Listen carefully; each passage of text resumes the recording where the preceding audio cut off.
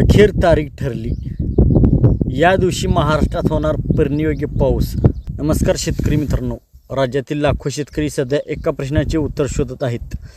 पेरणीयोग्य पाऊस नेमका कधी पडणार? आता याबाबत मोठे अपडेट समोर आले आहे। भारतीय हवामान विभागाच्या माहितीनुसार नैऋत्य मान्सूनने 4 जून रोजी केरळमध्ये प्रवेश केला आहे आणि पुढील काही दिवसात तो वेगाने पुढे सरकण्याची शक्यता आहे। हवामान तज्ज्ञांच्या अंदाजानुसार 7 ते 10 जून दरम्यान दक्षिण कोकण आणि गोवा परिसरात मान्सून पोहोचू शकतो, तर त्यानंतर महाराष्ट्राच्या इतर भागातही पावसाची शक्यता वाढणार आहे।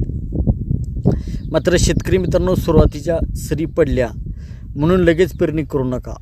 तज्ज्ञांच्या मते सलग आणि समाधानकारक पाऊस झाल्यानंतरच पेरणीचा निर्णय घ्यावा। विदर्भातील शेतकऱ्यांना तर पेरणीसाठी थोडी प्रतीक्षा करण्याचा सल्ला देण्यात आला आहे। सध्याच्या अंदाजानुसार 10 जून ते 15 जून दरम्यान राज्यातील अनेक भागात पेरणीयोग्य पावसासाठी अनुकूल परिस्थिती तयार होऊ शकते।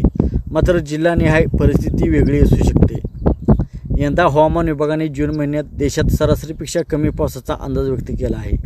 त्यामुळे काही ठिकाणी पाऊस सुरू झाल्यानंतर खंड पडण्याची शक्यताही नाकारता येत नाही। त्यामुळे शेतकरी मित्रांनो, पहिल्या पावसावर घाईघाईने पेरणी करू नका। स्थानिक हवामान अंदाज, मातीतील ओलावा आणि पुढील 7 ते 10 दिवसाचा पावसाचा अंदाज पाहूनच अंतिम निर्णय घ्या।